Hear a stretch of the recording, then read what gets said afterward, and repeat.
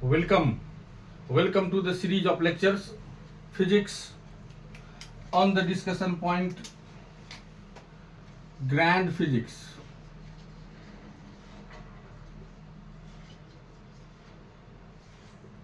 This is my YouTube channel where you can find the lectures on topic wise, and we have discussed so many problems on mechanics, and presently we are indulging to discuss problems on friction. So let's see today's problem.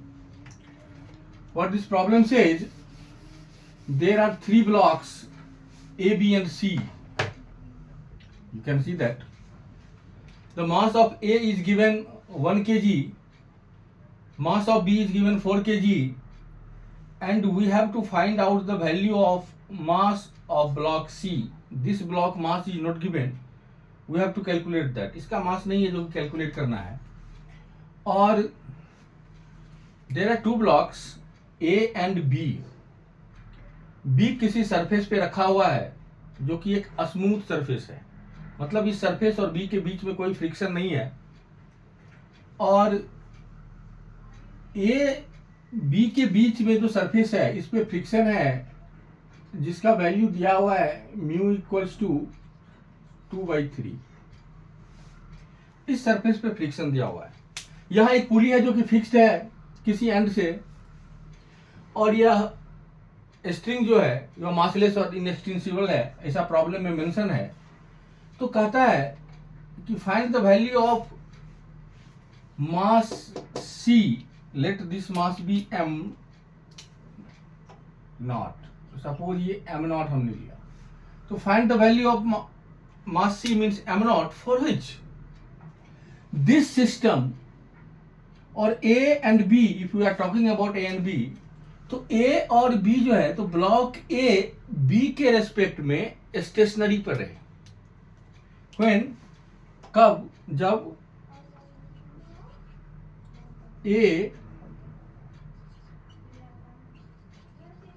remains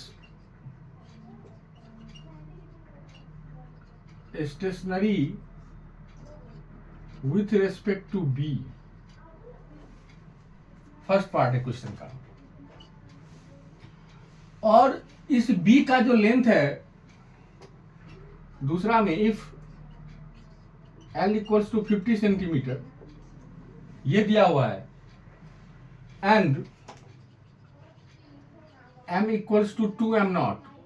अगर इसके मास जो कुछ भी मास आएगा stationery के लिए उसको double कर देते हैं तो time equals to what, time निकालना है कि ए टॉपल कर जाए, कि ए इस से स्लिप करके टॉपल कर जाए, मतलब ए और बी के बीच में टॉपलिंग हो जाए, ए नीचे की तरफ आ जाए, ऐसा क्वेश्चन बोलता है. फर्स्ट पार्ट और सेकंड पार्ट दोनों पार्ट के लिए. तो पहले हम लोग कैलकुलेट करेंगे कि एम नॉट का वैल्यू क्या होगा जिसके लिए यह स्टेशनरी रहे. तो आप अगर देखेंगे, अगर सी का आप फ्री बॉडी डायग्राम बनाएंगे तो ऑब्वियसली सी पे एम नॉट जी का फोर्स होगा जो कि डाउनवर्ड डायरेक्शन में काम करेगा, और इस पे एक टेंशन का फोर्स आएगा जो कि अपवर्ड डायरेक्शन में काम करेगा. तो ऑब्वियस बात है कि यह स्ट्रिंग जो है यह एक सिंगल स्ट्रिंग है, तो यहां भी एक टेंशन का फोर्स काम करेगा. तो किसी भी मास के लिए अगर यह टेंशन है, यह टेंशन इस ब्लॉक ए को राइटवर्ड डायरेक्शन में, इस डायरेक्शन में मूव करने के लिए, और सी को नीचे की तरफ मूव करने के लिए फोर्स लगाएगा. तो जैसे ही यह टेंशन फोर्स लगाएगा तो ए और बी के बीच में एक फ्रिक्शन है, यह फ्रिक्शन सरफेस है. तो ए में मोशन करने की टेंडेंसी या मोशन करेगा राइटवर्ड डायरेक्शन में, तो ऑब्वियसली इस सरफेस पे एक लेफ्टवर्ड डायरेक्शन में फ्रिक्शन का फोर्स आ जाएगा. तो जैसे ही इस पे लेफ्टवर्ड डायरेक्शन में फ्रिक्शन का फोर्स आएगा तो बी ए पे लेफ्टवर्ड डायरेक्शन में फ्रिक्शन का फोर्स लगा रहा है, तो ए बी पे राइटवर्ड डायरेक्शन में इस डायरेक्शन में एक फ्रिक्शन का फोर्स लगा देगा. जैसे ही इस बी पे एक फोर्स लगेगा राइटवर्ड डायरेक्शन में, तो इस बी और इस जो जिस सरफेस पे रखा हुआ है वो सरफेस स्मूथ है, तो बी राइटवर्ड डायरेक्शन में मूव कर जाएगा. और अगर ये लिमिट ये एफ से ज्यादा है, यही एफ है, सिंगल फोर्स एफ है जो कि इस बी पे काम करेगा, तो जब सिंगल फोर्स एफ इस बी पे हॉरिजॉन्टल राइटवर्ड डायरेक्शन में काम करेगा तो बी को अपोज करने के लिए अब कोई भी फोर्स नहीं है, it means B will move in rightward direction, तो बी राइटवर्ड डायरेक्शन में मूव कर जाएगा और ये मूव करते हुए रहेगा। तो एक चीज जो है कि अगर स्टेशनरी की बात करता है कि स्टेशनरी रहे ए और बी, इसका मतलब है कि ये ए और बी रेस्ट पे तो नहीं रहेगा।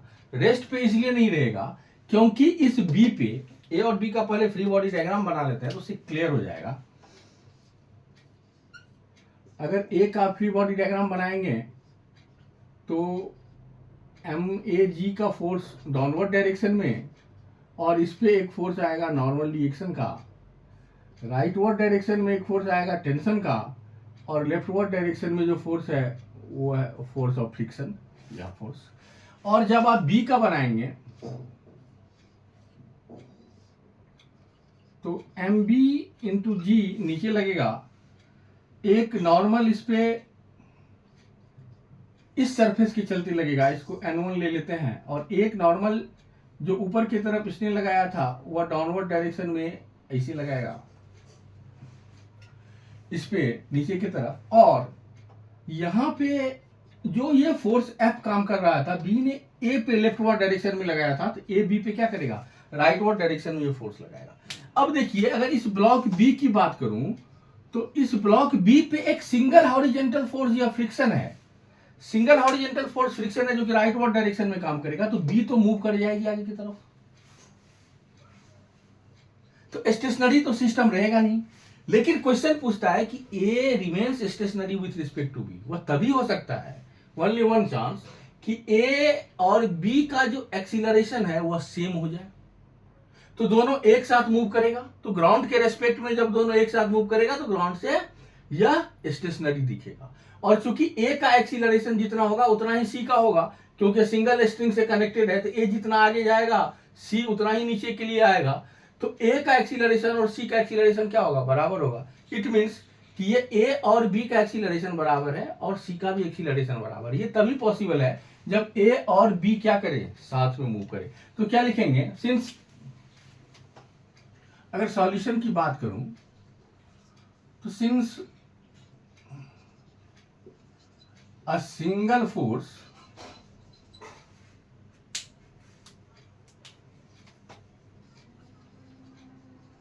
F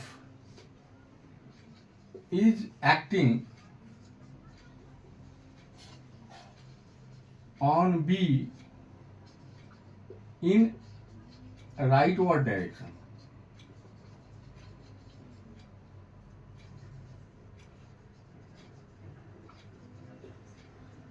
so B will move, B तो मूव कर जाएगा, but the system to remain in stationary है ना, for A to remain stationery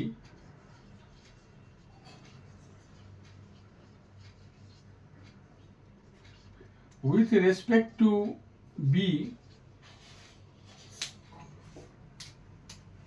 क्या कंडीशन होना चाहिए, acceleration of A and B must be same. ये एक एनालिसिस होगा, ये एक्सीलरेशन क्या होना पड़ेगा, सेम होना पड़ेगा। तो सपोज कि ए का एक्सीलरेशन, अगर इस ए का एक्सीलरेशन इस डायरेक्शन में ए है तो सी का भी ए होगा, और बी का भी क्या होगा, इस डायरेक्शन में जो एक्सीलरेशन आएगा वह ए आएगा, और क्या आएगा, वो सेम आएगा, करेक्ट। तो now I am removing this thing and writing down the equation. Equation आप लिखेंगे, उसको सॉल्व करेंगे तो आपको m0 का वैल्यू आ जाएगा। ए के लिए क्या इक्वेशन होगा, सबसे पहले अगर हॉरिजॉन्टल डायरेक्शन में यहां से लिखेंगे तो क्या आएगा कि m equals to M a g, और एम ए 1 kg, तो 1 g हम 10 ले रहे हैं तो 10 न्यूटन का फोर्स लगेगा। तो n का वैल्यू कितना आ गया 10 Newton. Correct. I am removing these things also so that I can write down the value. यहां से n कितना आ गया जी n equals to 10 newton. Now f कितना होगा म्यू इंटू n. तो f equals to mu into n. What is the value of mu 2/3 into 10 equals to 20/3 newton. तो f का वैल्यू कितना आ गया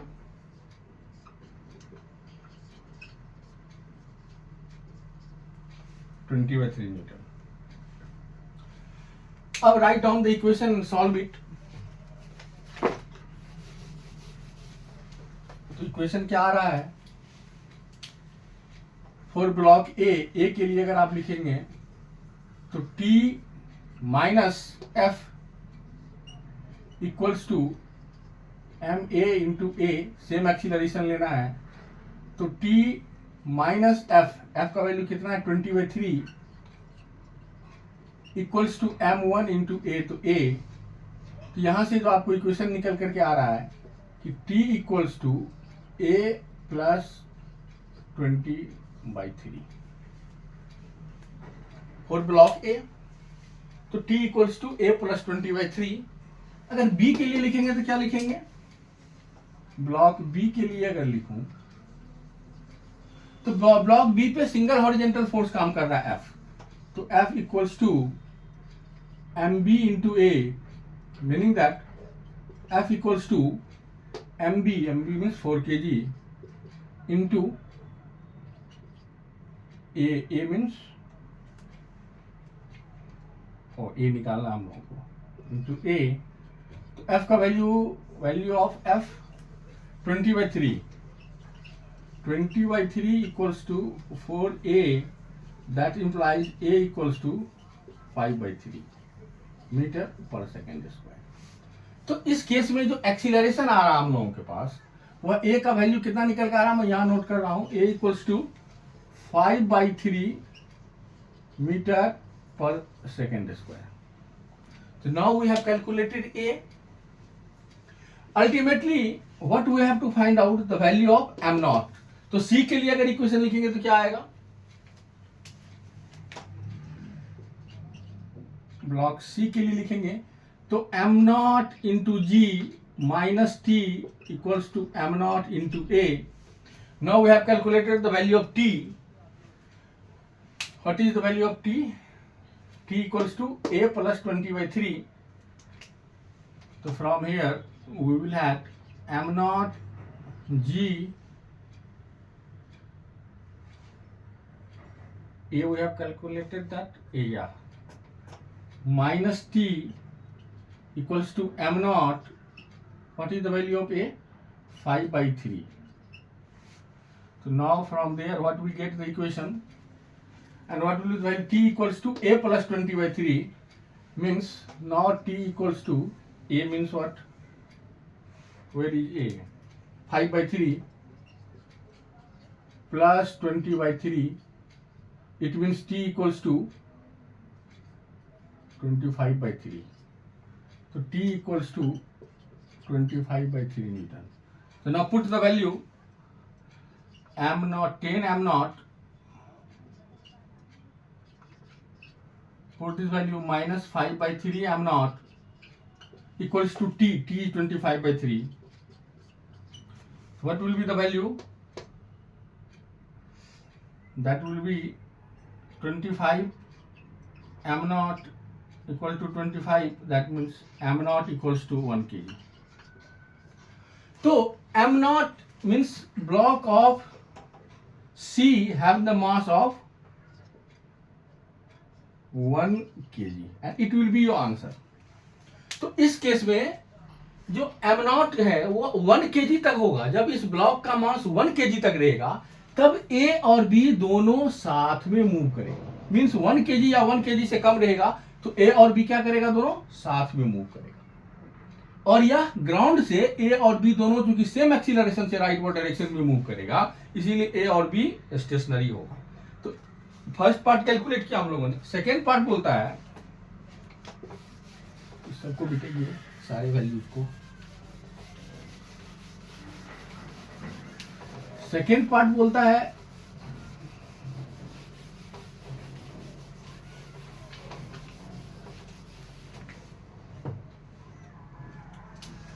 ए के लिए जब आप फ्री बॉडी डायग्राम बनाएंगे, अब हम लोगों ने लिख लिया है कि एम जी नीचे की तरफ या नॉर्मल ऊपर की तरफ, टेंशन इस डायरेक्शन में और फ्रिक्शन इस डायरेक्शन में। जब बी के लिए आप बनाएंगे तो बी पे फ्रिक्शन एक सिंगल फोर्स होगा जो कि हॉरिजॉन्टल डायरेक्शन में काम करेगा और कोई भी फोर्स काम नहीं कर रहा है इस पे। ऑब्वियसली एम जी का फोर्स नीचे आएगा, नॉर्मल भी एक आएगा, नॉर्मल इस डायरेक्शन में दीजिए जो कि एन के बराबर होगा, और एक नॉर्मल ऊपर आएगा इस सरफेस के चलते जिसको n1 बोलेंगे, और कोई भी फोर्स काम नहीं करेगा, और इस पे जो फोर्स काम करेगा उसी तरीके से करेगा। अब व्हेन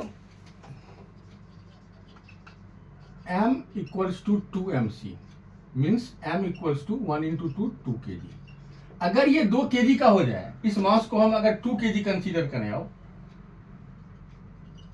तो पूछ रहा है कि यदि इसका लेंथ ऑफ b जो है l इक्वल्स टू यदि 50 सेंटीमीटर है, तो कितने टाइम के बाद ये टॉपल कर जाएगा इससे, कितने टाइम के बाद ये टॉपल कर जाएगा। मतलब यह लेंथ जो दिया हुआ है ए से बी तक का, या ए से बी का लेंथ जो है वो 50 सेंटीमीटर का है। ये लेंथ, ये 50 सेंटीमीटर ट्रैवल करने में इसको कितना टाइम लगेगा ताकि ये टॉपल कर जाए। तो आप इस केस में क्या होगा कि जैसे ए को अगर टॉपल करना है तो ऑब्वियसली इसके मास को डबल कर दिए हैं। तो जब तक वह 1 kg का था तो ए और बी का एक्सीलरेशन सेम था, बट मास चेंज कर गया है, तो अब ए का और सी का एक्सीलरेशन तो सेम होगा, लेकिन यह बी का एक्सीलरेशन जो है यह डिफरेंट होगा, और इसको हम लोग क्या बोलेंगे, बी। तो let acceleration of A and c b a meter per second square, and acceleration of b equals to b meter per second square. तो a और b का एक्सीलरेशन है, इसको हमको फाइंड आउट करना है और फिर टाइम का वैल्यू निकालना है। तो आप सबके लिए इक्वेशन लिखिए और इसको सॉल्व कीजिए। यहां से क्या आ जाएगा, t minus f equals to M A into a. यहां से क्या आ गया, t minus mu m u, तो 2/3 इंटू n1 कितना था, n1 m1 जी, तो 10 के बराबर इक्वल्स टू a। तो यहां से आ जाएगा t equals to a plus 20/3। Correct, t equals to a plus 20/3। अगर b के लिए सॉल्व करेंगे तो क्या आ जाएगा, block a। Now block b, f equals to mb into b। So what will be value of MB? F equals to mu into n. So mu is 2/3 into 10 equal to MB 4 into B.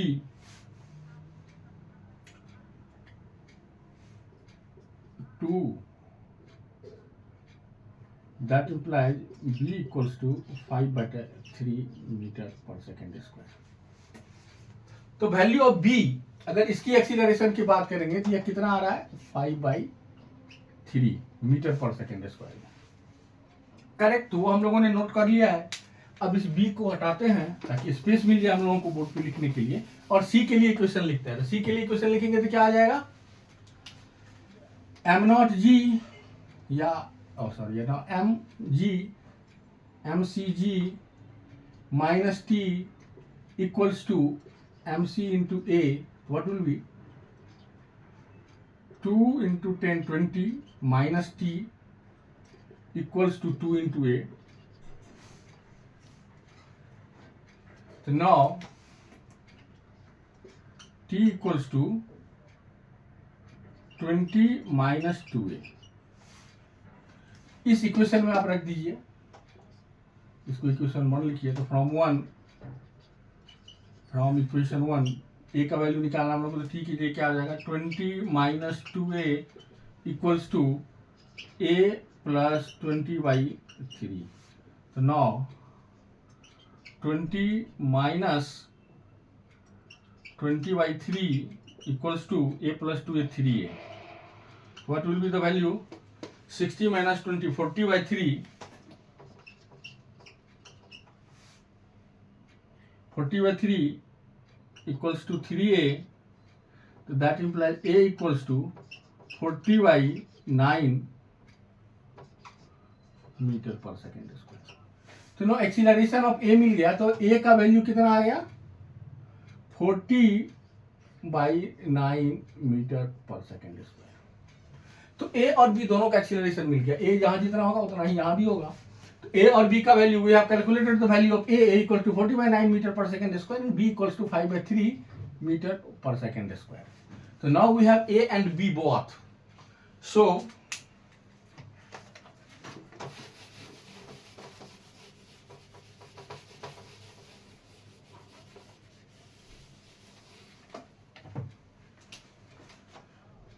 A equals to 40 by 9 meter per second square and B equals to, B means acceleration of B 5 by 3 meter per second square. Now this length is given. This length, if we are talking about the length of B is what? L equals to 50 in centimeter. That is given. The system is at rest before in motion, so U equals to 0. U equals to 0. Initial velocity 0. Now what is acceleration? Block A has greater acceleration.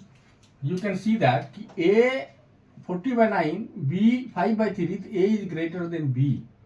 So A जो move करेगा वो faster move करेगा B के respect में, तो B topple कर जाएगा. But इसको टॉपल करने के लिए क्या करना पड़ेगा? Acceleration of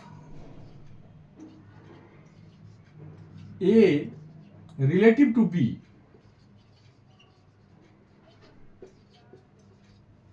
A minus B, what will be the value? 40 by 9 minus 5 by 3, what will be the 9? So 40, 25 by 9 meter per second square. So 29 of the 25 by 9 meter per second square is the acceleration of A relative to B, जिसके साथ यह move करेगा. इसको length को travel करने में कौन सा फॉर्मूला लगाएंगे हम लोग? सिंपल लगा दीजिए, S equals to u t plus half a into t square. L equal to कितना? 50 centimetre means 50 by 100 metre. U 0, this term become 0 plus half into a means 25 by 9 into t square. यहाँ से 1/2 हो जाएगा. This 1/2, this 1/2 get cancel. तो now t square equals to 9 by 25. That implies t equals to 3 by 5 equals to 0.6 second. So what is the value of time? 0.6 second. इस 0.6 second के बाद यह a जो है वो b से क्या कर जाएगा? टॉपल कर जाएगा. इस सरफेस से क्या करेगा? वो नीचे की तरफ आ जाएगा. यही यह क्वेश्चन पूछा जा रहा था. इस क्वेश्चन में पूछने के लिए जब इस फॉर्मूला को यूज कर रहे थे हम लोग, S equals to u t plus half a t square, तो एक ही चीज ध्यान में रखना है कि यह ए जो हम लोग कैलकुलेट करते हैं यहाँ पे, यह ए जो है वह ए नहीं, a minus b means acceleration of a relative to b, जिसका वैल्यू कितना आता है? A minus b means 25 by 9 के मीटर पर सेकेंड स्क्वायर के बराबर. तो इसका वैल्यू कितना आ जाएगा? 0.6 second. So after 0.6 second, if this block is 2 kg, after 0.6 second the block A will topple from B. So that was the discussion of this problem. Today we have discussed this problem. In the next class we shall be solving some more problems on friction. It will continue. Till now, go and study, solve this problem, solve different kinds of problems, and let me know if you are facing any problem on my YouTube channel, that is Grand Physics. Grand Physics is the name of my YouTube channel. So you can go there and refer. Lots of videos are there. We have been solving problems on friction. Till the time, enjoy. Thank you very much.